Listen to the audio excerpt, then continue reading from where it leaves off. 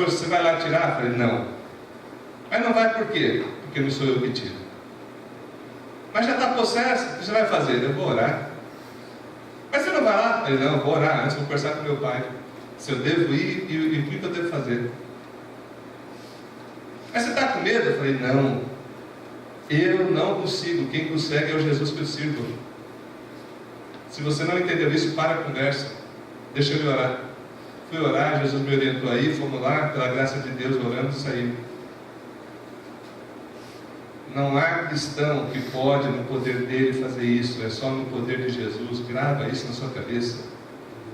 Grava isso. O teu Jesus é poderoso em você, não você sem ele.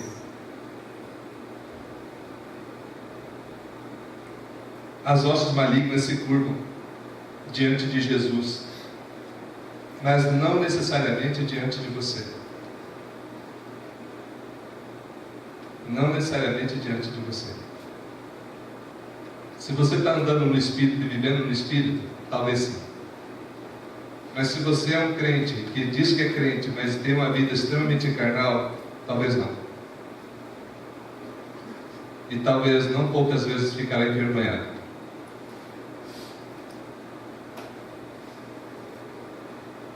Por que envergonhado, pastor? Envergonhado de saber que todo o poder estava disponível e você não quis. Envergonhado de saber que o Senhor prometeu: vinde a mim, vós que estáis cansados e sobrecarregados, eu vos aliviarei. Tomai sobre vós o meu jugo e aprendei de mim, porque sou manso e humilde de coração. Porque você não quis entender a palavra que ele diz: revestidos de toda a armadura de Deus, para ficar firmes contra as ciladas do diabo. Porque você não deu ouvido à palavra que diz: orai e jejuai. De que oração e jejum é que vai tirar a casta, não o teu poder. Não é você, é Jesus em você. Guarda isso. Por fim, eu quero destacar algo muito claro aqui. Se você não entendeu, entenda.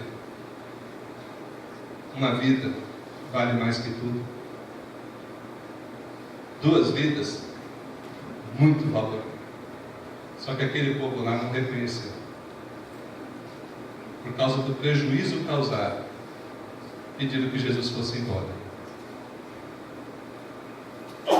Por causa do apego às finanças, ao mamon, ao dinheiro, ao benefício financeiro, não quiseram Jesus em sua terra, em sua vida.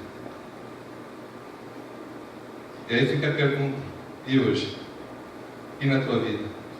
O que está em primeiro? É Jesus? É possível você provar isso para Jesus? Jesus, na minha vida, o Senhor é primeiro como? Dedicando só o resto para Ele? Consagrando a Ele quando dá tempo? A oração, o banquete está à mesa e você não se achega ao banquete?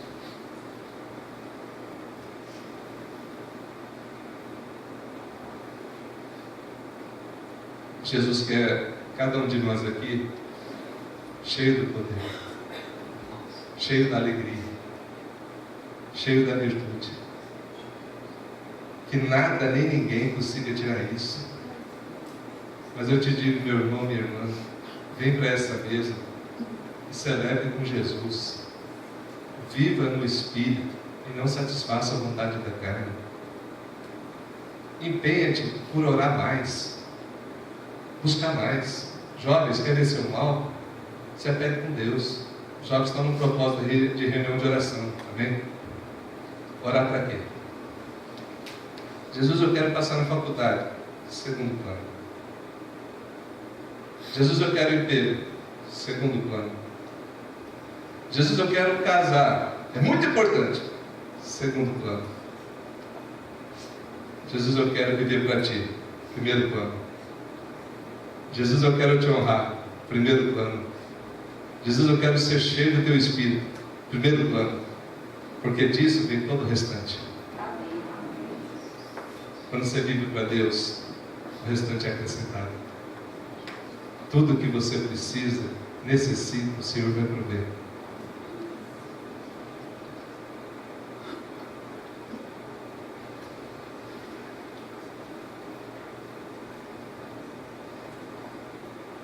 Em pé, vamos orar.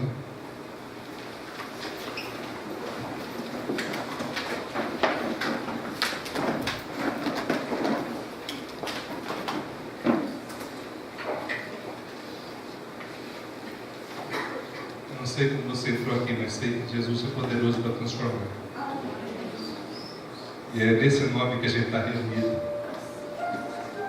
Pastor Hélio não tem esse poder, a Igreja de Filadélfia não tem esse poder. É o povo de Deus, aquele que Deus ama. É no santo nome de Jesus que nós estamos reunidos. Coloca a tua causa agora diante de Deus.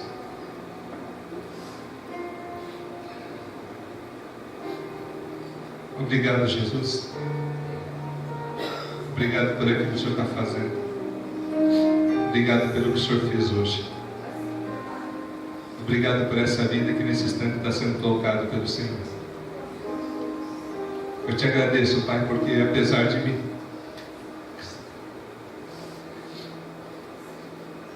eu te agradeço porque o Senhor continua o mesmo ontem, hoje e sempre será. Louvado seja teu nome, Pai, pelas vidas que são abençoadas por ti nesse instante. Que caia por terra, meu Deus, toda opressão do mal, toda ação maligna tentando destruir o lar, destruir a alegria, a felicidade, destruir os sonhos, os projetos.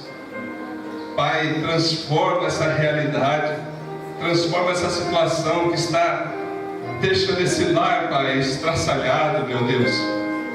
Em nome de Jesus Cristo, dá poder e ousadia para que os seus filhos andem pela fé, no santo nome do Senhor, e que assim sejam mais do que vencedores, conforme diz a tua palavra, meu Deus. Ó Senhor amado, em nome de Jesus Cristo, transforma e liberta as vidas que são necessárias, converte os nossos parentes, amigos, vizinhos, todos aqueles, meu Deus, que amamos tanto e que ainda, meu Deus, não conhecem esse amor tão grande revelado por Ti. Pois o Teu amor, Deus, é maravilhoso, a Tua graça é maravilhosa, e a revelação do Teu Espírito, ela é inconfundível e é irresistível, de forma que quando o Senhor chama, as pessoas se rendem. E nesse dia, Pai, aqueles que são chamados por Ti, que assim recebam, Deus, tudo o que é necessário para dedicarem a sua vida. Oh meu Deus, eu rogo também pela nossa cidade, pelo nosso país. Pai, desfaz mesmo toda a corrupção, que caia por terra toda ladroagem, todo roubo, toda fraude, seja de que poder for, seja do executivo, judiciário, legislativo. Meu Deus, cura a nossa pátria, cura a nossa nação, cura do pecado. Perdoe, Deus, a tua igreja. Perdoe, Pai, quando nós praticamos coisas que não te agradam, quando a gente não honra o Senhor com as nossas vidas.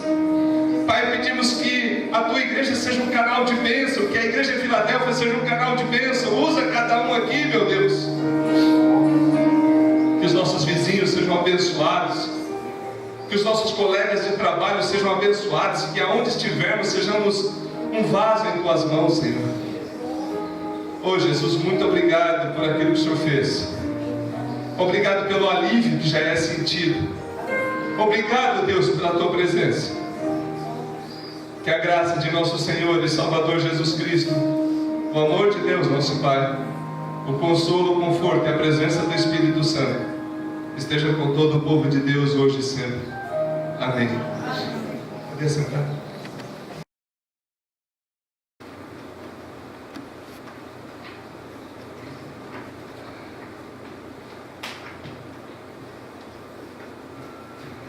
Gostaria de cumprimentar a todos mais uma vez com a graça e a paz de nosso Senhor e Salvador Jesus Cristo. Também estender esse cumprimento a todos aqueles que acompanham pela internet, pessoas que assistem alguns dias depois, meses depois, anos depois. E Deus é poderoso para falar, nós cremos. Quando o reverendo Anísio pediu para que eu trouxesse a mensagem hoje, há sempre aquele dilema. A Bíblia inteira é a palavra de Deus. Qual texto o Senhor quer que eu pregue nesse domingo? Eu falei, vou pregar o texto da leitura bíblica que está sendo feita. A leitura bíblica de hoje é a pregação que eu vou trazer. Só que eu não sabia o texto. Aí eu fui analisar e estudar para trazer a mensagem. E durante a semana aconteceram tantas coisas que eu falei, só o Senhor faz isso. Só o Senhor faz isso.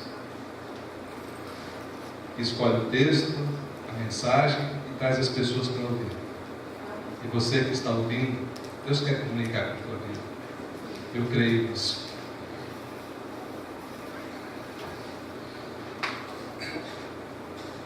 Queria te pedir mais uma vez, peça assim, Deus, fale comigo, me ensine o que o Senhor deseja nessa noite. Olha a Deus nessa instante.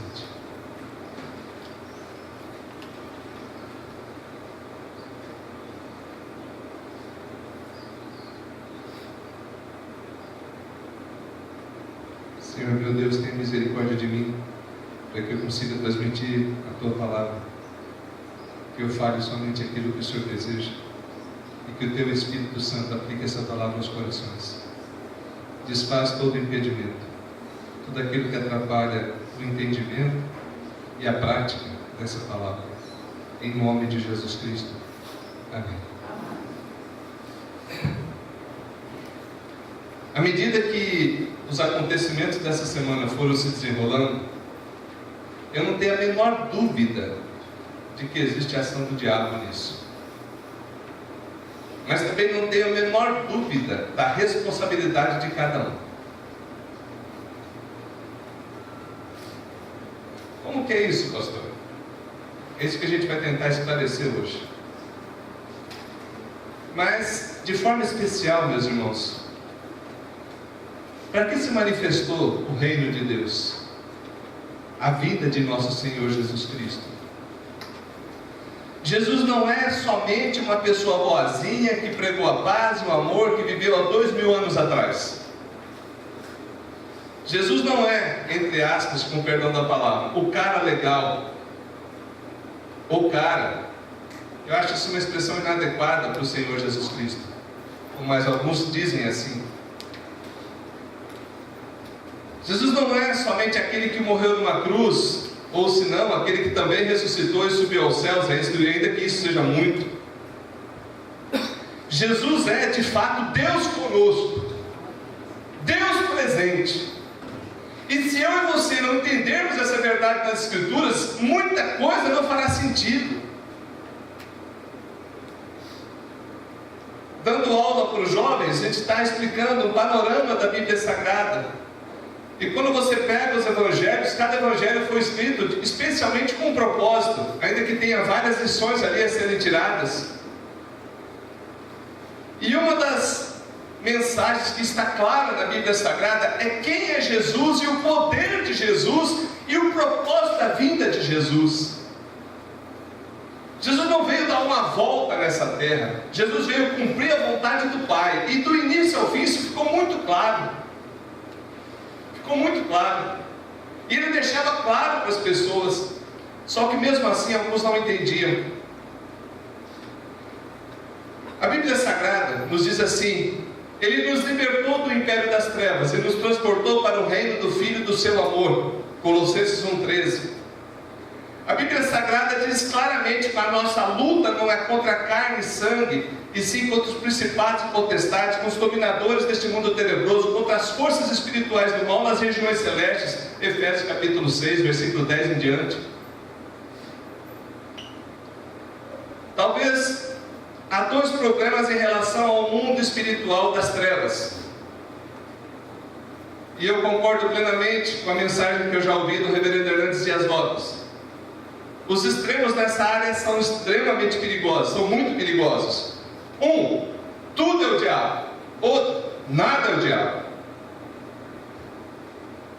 E não poucas vezes, o povo de Deus, aqueles que se chamam pelo nome do Senhor, oscilam, ignorando os desígnios das trevas, ou colocando as ações malignas como responsáveis pelos seus atos iníquos, pelos seus erros. Eu fui tentado, era mais forte do que eu e eu caí. Vai ler 1 Coríntios 10, 13. Não vos sobreveio tentação que não fosse humana, mas Deus é fiel, pelo contrário, juntamente com a tentação vos proverá livramento, de sorte que a possais suportar. 1 Coríntios 10, 13. Eu sei decora esse texto porque, para não jogar culpa em ninguém daquilo que eu faço de errado. Se o erro é meu, é somente meu. E Deus dá livramento e eu acabo não aproveitando o livramento que Ele dá. O que eu quero falar com vocês nesse dia é a respeito do poder de Jesus. Mas o poder por uma ótica especial. O poder de Jesus sobre as hostes malignas, sobre as forças espirituais do mal. Por que eu quero dizer isso? Porque a Bíblia Sagrada diz isso. Abra as Escrituras, por favor, em Mateus capítulo 8.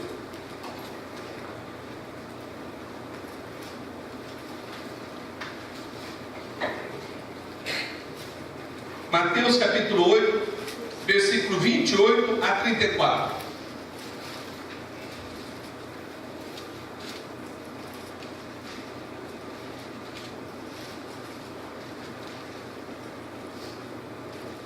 Colocando você a parte do contexto enquanto você vai achando. Jesus vinha de uma sequência. Ele acalmou o mar em meio à tempestade. Jesus questionou se os seus seguidores de fato queriam segui-lo, porque o Filho do Homem não tinha onde reclinar a cabeça. Aí ele estava numa região do mar da Galileia e foi para outra margem. A partir do versículo 38 de Mateus capítulo 8, diz assim a palavra de Deus: tendo ele chegado a outra margem, a terra dos Gadarenos, vieram-lhe ao encontro 2 endemoniados, saindo dentre os sepulcros, e de tal ponto furiosos, que ninguém podia passar por aquele caminho. Eis que gritaram: que temos nós contigo, ó Filho de Deus? Vieste aqui para atormentar-nos antes do tempo? Ora, andava pastando, não longe deles, uma grande manada de porcos. Então os demônios lhe rogavam: se nos expele, manda-nos para a manada de porcos. Pois ide, ordenou-lhe Jesus. E eles saindo, passaram para os porcos, e eis que toda a manada se precipitou, despenhadeiro abaixo, para dentro do mar, e nas águas pereceram. Fugiram os porqueiros e chegaram à cidade. Contaram todas estas coisas, e o que acontecera aos endemoniados. Então a cidade toda saiu para encontrar-se com Jesus, e vendo, lhe rogaram que se retirasse da terra deles. Amados irmãos, irmãs, se por um lado a Bíblia Sagrada é clara em mostrar para nós as ações do mal, ela também é muito clara em mostrar quem é o maioral. Não poucos cristãos têm um conceito de bem e mal, de Jesus e Satanás como lutando com forças iguais. Isso não está na Bíblia. Isso vem de um conceito secular, e alguns também associam isso a um conceito oriental, de que o bem e o mal são forças semelhantes lutando uma contra a outra. Na Bíblia Sagrada não existe esse conceito. É verdade que a Bíblia Sagrada fala que dentre nós habita a velha natureza e a nova natureza? Sim. É verdade que há um conflito? Sim. Mas é verdade que a nova natureza tem todo o poder para suplantar, para fazer morrer a velha natureza. Aqui, o texto desse evangelho é narrado sobre uma ótica. O mesmo texto é narrado também no evangelho de Marcos e no evangelho de Lucas. No evangelho de Marcos narra alguns detalhes a mais. Fala que esse demoniado era só um. Aqui falam que são 2. Qual o texto que está errado? Nenhum nem outro. Depende da ótica. Quando você fala que tem um, significa que não tenha mais. Mas aqui ele especifica que eram 2. Nos outros evangelhos fala que mesmo você prendendo com correntes, eles quebravam as correntes. E que essa pessoa endemoniada estava vindo no sepulcro, vivia num lugar escuro, num lugar que era inapropriado para o ser humano. Nos outros evangelhos fala que a condição de higiene era precária. É interessante que a ação demoníaca na vida de um ser humano, ela vem para trazer uma desordem completa. E aqui nesse ponto, meus irmãos, eu quero explicar o texto bíblico, expor esse texto bíblico, para que a gente perceba algumas verdades que a palavra de Deus nos ensina a esse respeito. Porque hoje muita gente tem dado ouvido ao que dizem e não ao que a palavra diz. Eu já vi gente querendo catalogar o nome dos demônios. A Bíblia não diz isso. Ah, pastor, mas eu quero fazer. Vai por tua conta. Porque eu não quero saber o nome de nenhum. Eu quero saber quem é o que pode contra eles, que é Jesus. Só Jesus. A Bíblia Sagrada diz que Jesus, tendo chegado a outra margem, ele estava de um lado e foi numa outra região. Em um lugar fala Gadarenos, no outro evangelho fala Gerazenos. E aqui não existe contradição. Segundo o Dr. Carson, em uma região havia uma cidade chamada Gadara e havia uma vida chamada Gesara. Então as duas coisas estão perfeitamente normais. Uma se refere à vila, outra se refere à cidade. E fala que ao Jesus chegar na margem, foi ao encontro dele 2 endemoniados. A primeira verdade que eu tenho que entender é que diante de Jesus todos reconhecem esse curvo.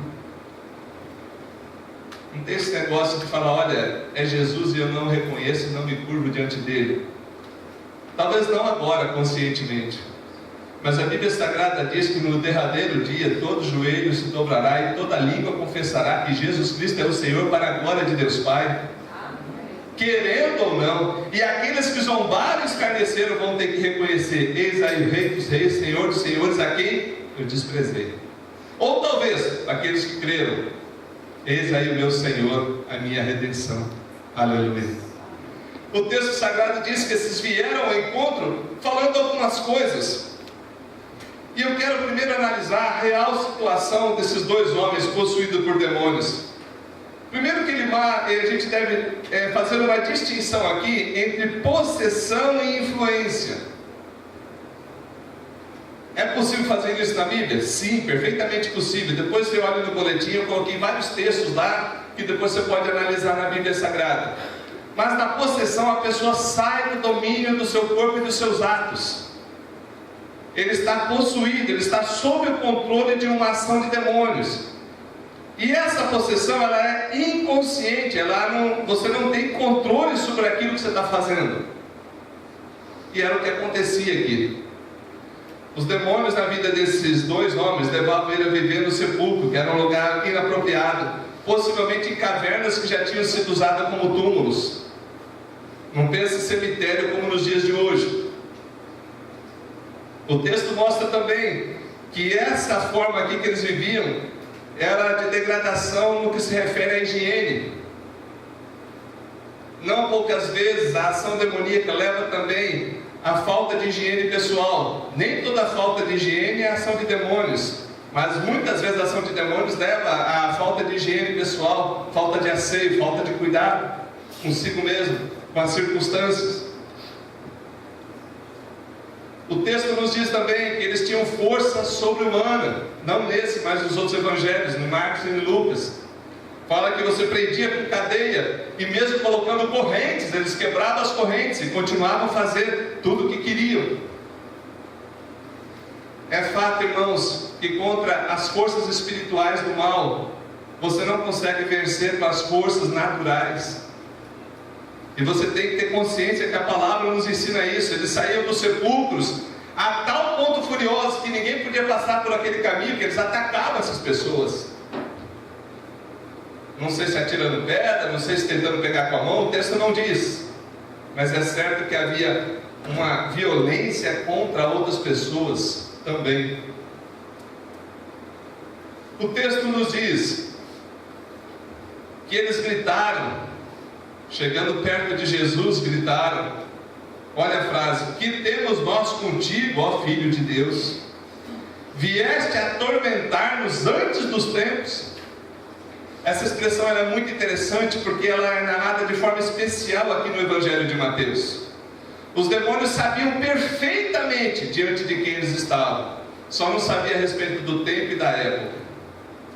Não sabia se já era a hora chegada deles serem exterminados e lançados no lago de fogo e enxofre, a saber, o destino final daqueles que não creem.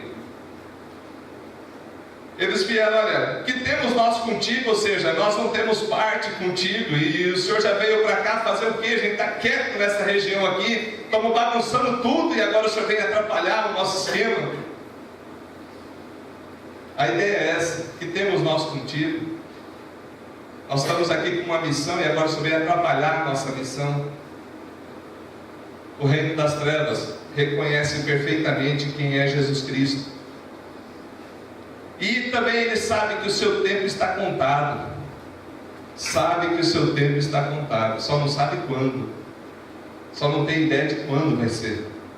Daí, repare na sua Bíblia: vieste atormentar-nos antes dos tempos. Na sequência, ele diz o seguinte: ora, andava pastando não longe deles uma grande manada de porcos. O outro evangelho fala que era 2.000 porcos, aproximadamente 2.000 porcos. E os demônios rogaram para Jesus, falou: se nos espere, manda-nos para a manada de porcos. Como é que é isso? Então Jesus vai tirar e deixa ele entrar em outro lugar? Sim. Naquela época, que você tem que lembrar e situar isso dentro do judaísmo, porco era considerado um animal imundo, e Jesus tinha poder sobre toda a natureza. E não foi Jesus que colocou os demônios nos porcos, mas sim autorizou que eles fossem. E eles rogaram, e Jesus atendeu o que eles pediam, e falou: pode ir. E toda aquela manada de porcos se precipitaram num determinado local, caíram num ribeiro, num lago, e ali morreram afogados. Eu tive a curiosidade de calcular quanto daria isso hoje. Se o leitão aí para engorda estaria em torno de R$100, isso aqui daria de R$200 mil para cima. E não era normal você ter 2.000 porcos em uma manada. Dá a entender que o prejuízo ali foi grande.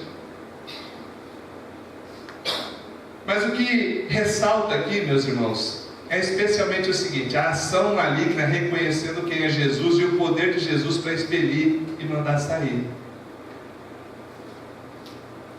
Eu me recordo que no início da minha conversão, em todo o meu ministério, eu já tive uma experiência com 20 ou 30 ações malignas.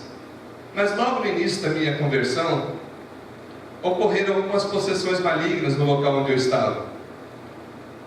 E eu lia demais a Bíblia, demais. E quando aconteceu, o pessoal falou: vamos na cidade procurar um pastor. Eu falei: mas por que procurar pastor, se na Bíblia fala que no nome de Jesus eles saem? Mas você tem coragem de ir lá? Eu falei: eu não, mas o Jesus que a Bíblia que vocês me deram diz que tem, e que no nome de Jesus eles têm que sair. E eu já tive do outro lado, e do outro lado falava que esse Jesus dos crentes era mais poderoso. Aí, pela graça de Deus, nós tivemos a bênção de ir lá e expulsarmos. Não porque eu tenha poder, não, mas porque Jesus é poderoso para fazer, não precisa de pastor. Mas se Jesus te queria libertar uma vida. Meus irmãos, o reino das trevas não pode ser ignorado. Eu não devo dar atenção 100% do tempo para ele, mas também não posso ignorar que ele existe. E de forma especial, em determinadas circunstâncias, ele vem em evidência. Essa semana aí escutei uma mensagem falando: mas que interesse tem o diabo de frequentar tanto a igreja dos crentes? Eu não estou sabendo que o diabo está frequentando a igreja dos crentes. Não, mas tem lugar que invoca eles direto. Aqui eu nunca invoco. Eu invoco o nome de Deus, invoco o nome do Senhor Jesus Cristo. Mas tem lugar que invoca, problema dos outros. O que ele queria dizer era zombar, era escarnecer de que alguns crentes só ficam invocando o nome de demônios. Eu também não creio nisso. Eu não creio. Eu creio que em determinadas circunstâncias Deus faz com que venha à tona para que sejam libertos e ali manifestado o poder de Deus. Não há interesse nenhum do reino das trevas ficar em evidência e ser expelido. E toda vez que eu vi que aconteceu, o nome do Senhor foi honrado e uma vida foi liberta. Toda vez, não teve uma exceção. Eu entendo, meus irmãos, que esse assunto é delicado para alguns, que outros nem gostam de ouvir falar, que outros, se soubessem que ia tratar disso, nem vinha na igreja. Mas está escrito na tua Bíblia aí? Então acredite, é verdade. O reino das trevas existe. Existe ação maligna, possessão? Sim. Existe também influência? Sim. Isso aí a gente não vai tratar hoje, depois você pega no boletim, lá tem várias referências. Mas o que eu quero destacar em segundo lugar é que as hostes malignas sabem quem é Jesus e reconhecem Ele como Filho de Deus. O Filho. Aqui ele usou uma interjeição, ó Filho de Deus. Mas no outro ele fala, o Filho de Deus. As hostes malignas sabem perfeitamente que não estavam diante de um qualquer, de mais um ser humano qualquer, mas sim daquele que veio enviado da parte de Deus Pai para cumprir a missão. Ele era o Messias prometido. E é interessante que enquanto alguns que se dizem espertos não reconhecem, o reino das trevas reconhece. Reparou que eles dizem, que temos nós contigo, ó Filho de Deus? As hostes malignas sabem perfeitamente quem é Jesus e o poder de Jesus. Meus irmãos, quem é o teu Jesus? Minhas irmãs, quem é o teu Jesus? Certa feita, um homem levou o seu filho, possesso também, para que os discípulos de Jesus expelissem aquele demônio. E os discípulos não conseguiram. Fizeram oração fraca, oração forte, oração de tudo quanto é moda, e não conseguiram. Aí falaram, mas poxa, se eles não conseguem, vamos levar lá para Jesus e falar, Jesus, que treinamento você dá para os teus discípulos que não conseguem fazer o que o Senhor faz? E Jesus falou, traz o menino aqui, o que está acontecendo? Ah, o demônio pega nele, ele cai, joga no fogo, joga na água para o matar. Mas se tu podes alguma coisa, faz algo por mim. O pai do menino exclamou. Jesus falou, se eu posso, tudo é possível que crê. Aí o pai do menino, em lágrimas, disse, eu creio, ajuda-me na minha falta de fé. Em outras palavras, a minha fé é pequena, mas por favor, socorre meu filho e liberta. E Jesus libertou aquele filho. Depois chegando, os discípulos foram conversar. Senhor, como que é isso? A gente passou vergonha, o teu nome foi envergonhado, a gente não conseguiu tirar aquele demônio. E Jesus disse, essa casta, essa espécie de demônio não sai senão por meio de jejum e oração, de consagração de vida, de reconhecimento de que só o Senhor é Deus e de que nós precisamos de uma vida santa sempre, não de vez em quando. E Jesus deixou claro para os seus apóstolos, os seus discípulos, de que determinadas situações vão ser mais difíceis de serem contornadas, demônios de serem expelidos, mas podem ser, porque Jesus tem poder para isso. A ação maligna reconhece que Jesus é aquele que é o Todo-Poderoso e libertou aquelas vidas e continua a libertar milhares e milhares de pessoas. Alguns de fato possessos, outros só influenciados, outros vivendo sob a influência. E talvez essa seja a maior parte. Pastor, o que é viver sob a influência do diabo? Eu explico. Não é que você serve o diabo, tome cuidado, não fale isso para ninguém, isso não é correto. É que a pessoa, não querendo submeter-se a Deus, acaba submetendo ao reino das trevas. Não querendo aceitar a vontade de Deus, você acaba aceitando tudo aquilo que o inimigo prepara de ardil, de artimanha, para te deixar escravo de situações que te atrapalham, te impedem de ser feliz, de fazer alguém feliz, de ter uma vida plena. Por isso que a Bíblia Sagrada diz que o mundo jaz no maligno. Não é que cada pessoa está possessa, não é que cada pessoa está endemoniada, é que as pessoas que não querem submeter a Deus, sem perceber, se submetem à vontade das trevas. Simples assim. Porque não tem em cima do muro. Isso você precisa entender claramente. Não existe meio termo. Ou você está andando com Deus e está se esforçando e quer viver para Deus, ou você está vivendo nas trevas. E eu não posso colocar aqui outra coisa. A Bíblia não coloca nenhuma circunstância intermediária.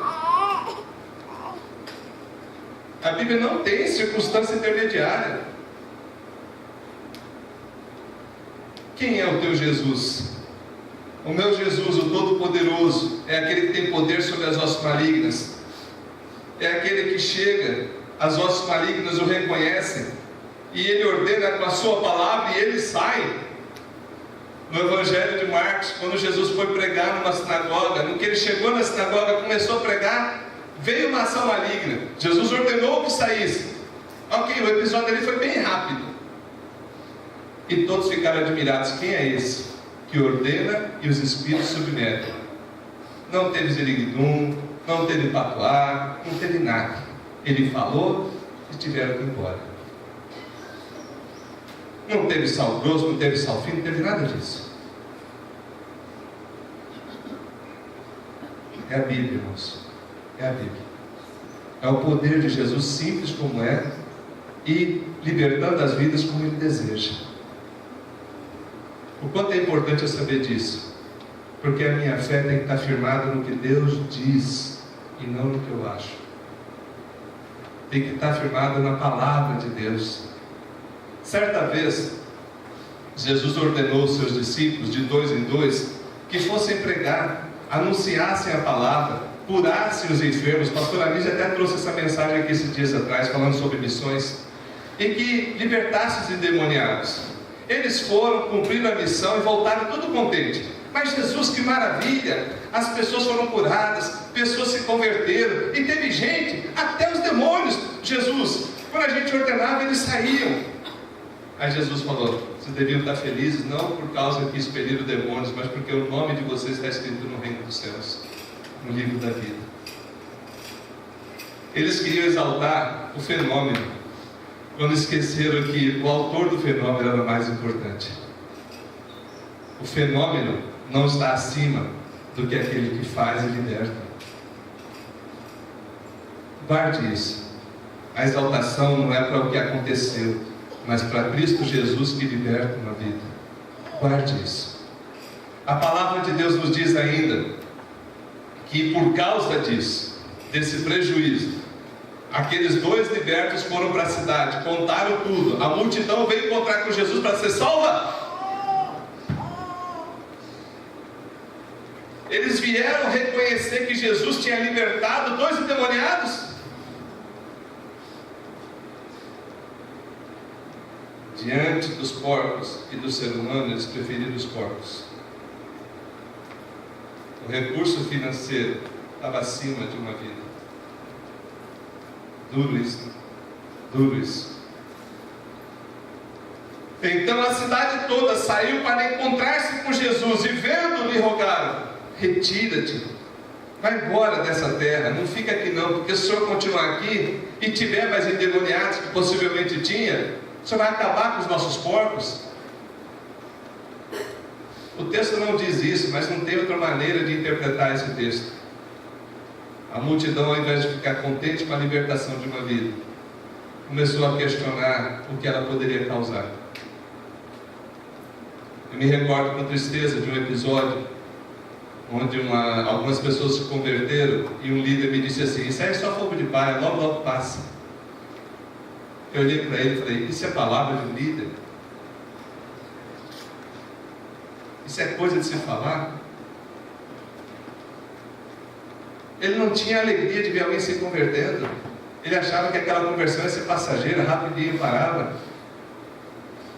O que é isso? Se você não se alegra com as coisas que Deus faz, com que você vai se alegrar? Se você não glorifica a Deus de ver uma vida liberta, será que você já foi liberto? Será que você já se converteu? Porque, meu Deus, não tem alegria maior de ver uma vida entrando no reino dos céus. Qual o valor que tem uma vida? Alguém que estava escravo sendo liberto. Alguém que estava preso, vivendo no sepulcro, imundo, acorrentado, às vezes quebrando as correntes, sendo degradado por uma ação maligna, liberto. E você não glorifica a Deus. Você fica preocupado que aquela pessoa vai sentar perto de alguém, talvez do teu filho, da tua filha. Oh, Jesus. Eu queria acreditar que esse episódio aqui só aconteceu ali na região de Gadara. Mas hoje não poucas vezes a gente age como aquelas pessoas dizendo: Jesus, dá licença, porque na minha igrejinha eu não quero esse milagre, eu quero que ela continue da forma que ela está. Gente que não vibra com salvar-vidas, que não ama salvar-vidas, que não quer ver pessoas libertas. Eu já dei instrução para vocês aqui: se acontecer endemoniado, nem me liga, é você que vai orar, é você que vai lá tirar. Que é isso, pastor? Porque senão a glória vai ser minha e não de Deus. Alguns assustaram quando eu dei instrução na escola bíblica o que fazer e como fazer. Eu falei: mas o poder está em quem? Está no pastor? Está no pastor Anísio? Está em mim? Que negócio é esse? A Bíblia que eu tenho diz que o poder está em Jesus. E a glória tem que ser para Jesus. E a Ele a honra e a glória pelos séculos dos séculos, e não a nós. Mas ao teu nome seja dado glória. Irmãos, o texto é simples, ainda que tenha fenômenos diferenciados aqui, e a mensagem também é clara e direta. Repito: o poder de Jesus sobre as hostes malignas. Jesus tem poder absoluto sobre o mal. Se você vai ler Apocalipse, agora há pouco até mencionei na escola bíblica, tem pessoas que morrem de medo de ler Apocalipse. Eu já escutei pessoas dizendo assim: pastor, se eu ler Apocalipse não vai ficar doido? Depende. Eu creio que um cristão não fica doido de ler Apocalipse, não. Talvez eu já era doido. Só ficou evidenciado. Mas de ler Apocalipse, não. Porque Apocalipse, quando você vai do capítulo 1 ao capítulo 22, você fala: oh Jesus poderoso! Oh glória! Onde você vê ele vindo como um valente, seus olhos são como fogo, seus cabelos como lã, e ele vem montado num cavalo vencendo, ele desce uma Jerusalém celestial, ele pega Satanás e os demônios, lança no lago de fogo, um lago que arde com fogo e enxofre, e ali vai ser o destino eterno de toda hoste maligna. Ele diz que enxugará dos olhos toda lágrima, não haverá choro, nem pranto, nem dor, porque as primeiras coisas passaram. O que mais que você quer? O que mais que você quer? Apocalipse é maravilhoso. Agora você pega o trechinho 666, número da besta. Eu não sei. Ai que medo. Você perdeu a bênção. Você perdeu a bênção. Você leu só um trecho, não leu o amor inteiro. Apocalipse é uma carta de esperança para uma igreja perseguida, mas que é triunfante e vitoriosa. É uma igreja que, apesar de tudo, vai lá e vence. E essa igreja sou eu e você no poder de Jesus Cristo. Nós precisamos ser cristãos conforme a palavra, e não conforme o achismo, conforme a moda, conforme o que me diz daquela igreja. Chega disso, deixa eu firmar na palavra e continuar até o fim. É isso que vai me dar consistência de eu chegar do outro lado. O poder de Jesus sobre as hostes malignas é claro na Bíblia Sagrada, não deixa dúvida. Ah, pastor, não gosto nem de mexer com isso. E nem eu. Uma vez me perguntaram: